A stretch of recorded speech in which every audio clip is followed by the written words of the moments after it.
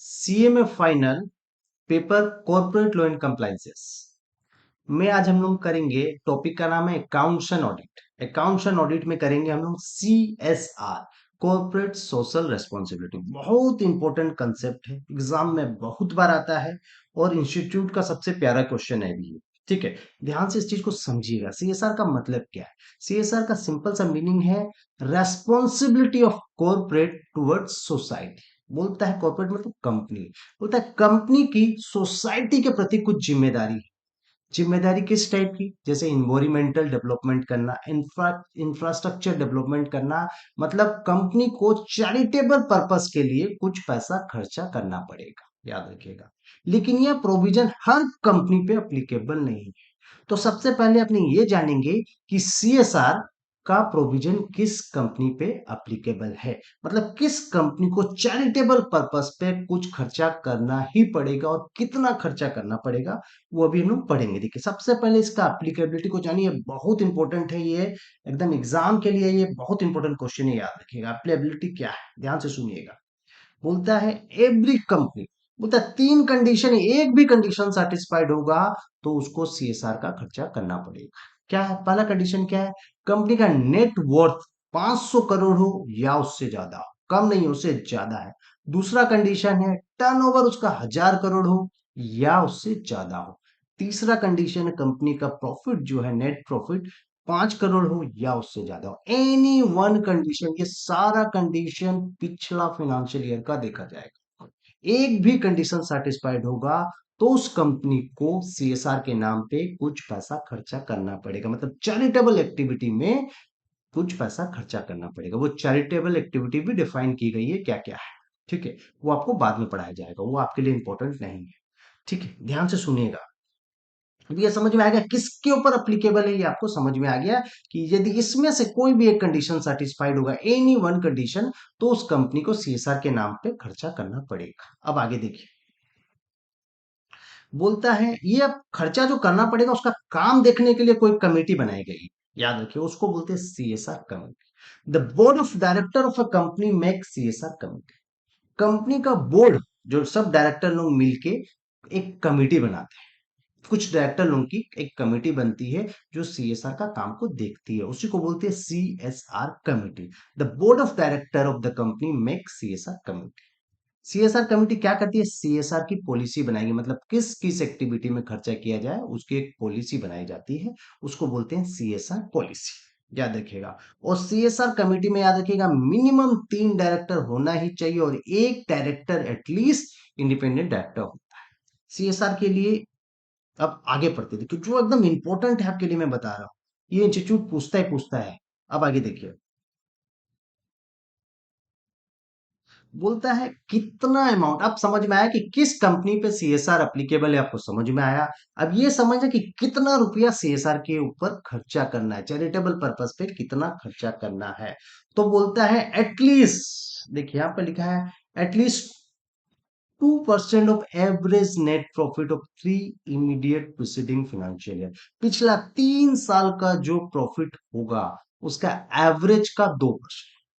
किसका एवरेज लेंगे? पिछला 3 साल का। याद रखिए, सपोज कोई नई कंपनी बनी है, उसका पिछला 2 ही साल हुआ है, तो पिछला 2 साल का ले लीजिएगा। पिछला जितना साल होगा, कम से कम 3 साल लेना है। सपोज 3 साल नहीं है, सिर्फ 2 ही साल हुआ है इनकॉर्पोरेट हुए और उसका प्रॉफिट 5 करोड़ हो गया, उसका कंडीशन सेटिस्फाइड हो गया, तो वो पिछला 2 साल का ले लेगी, याद रखिएगा।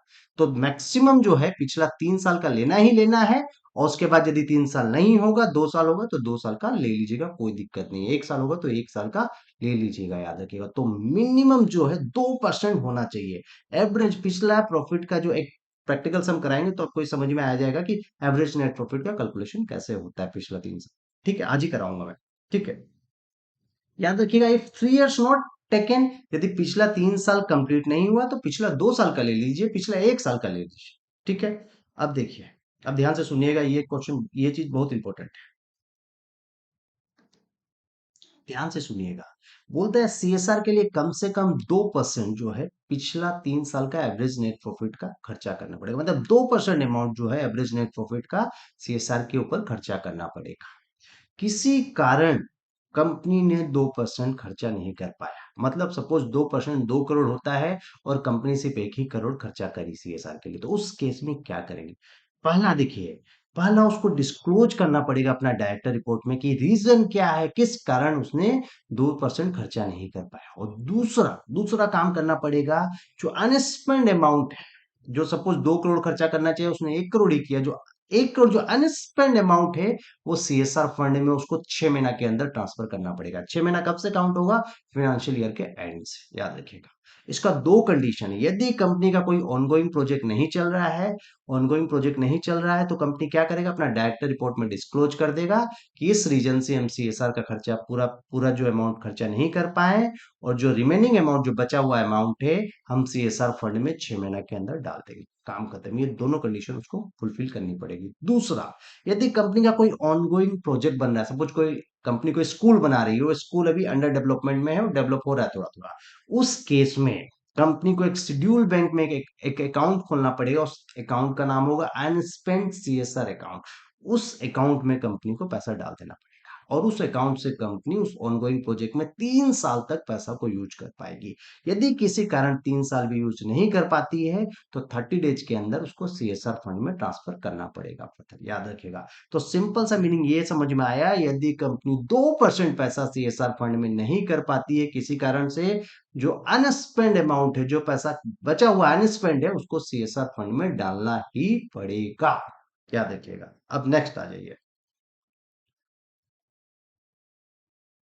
देखिए सिंपल सा लॉजिक है, यदि कंपनी 2% से ज्यादा सीएसआर के ऊपर खर्चा कर देती है, तो जितना ज्यादा करेगी उस फाइनेंशियल ईयर में, उसका बेनिफिट, उसका उसका सेट ऑफ, उसका एडजस्टमेंट उसको कमिंग 3 फाइनेंशियल ईयर तक मिल जाएगा। सिंपल सा चीज। अब आ जाइए, क्वेश्चन है सीएसआर का, वो अपने डिस्कस करते हैं, बहुत इंपॉर्टेंट है। देखिए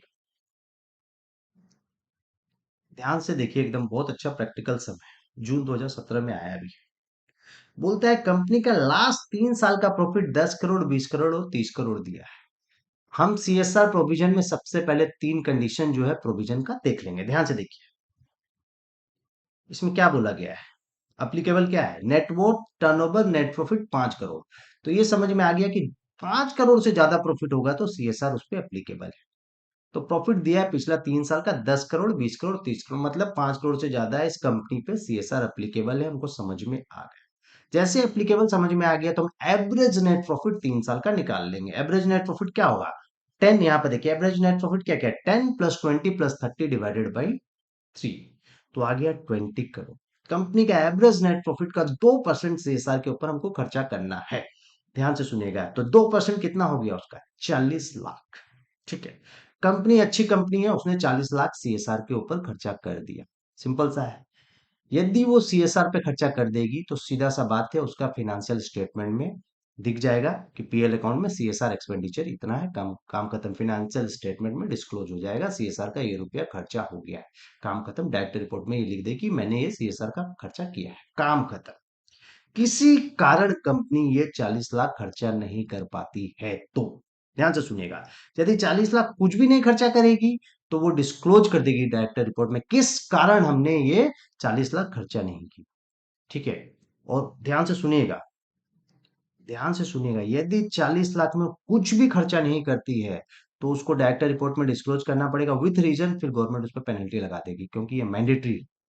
अब एक कंडीशन आता है कि 40 लाख में वो सिर्फ 20 लाख ही खर्चा करती है, तो 20 लाख उसको अनस्पेंड जो है सीएसआर अकाउंट, सीएसआर फंड में डालना पड़ेगा। सीधा सा बात है। अब यदि एक्सेस कर देती है 40 लाख से 50 लाख का, तो याद रखिएगा जो एक्स्ट्रा 10% जो 10 लाख की है उसका नेक्स्ट 3 इयर्स में उसको बेनिफिट मिल जाएगा।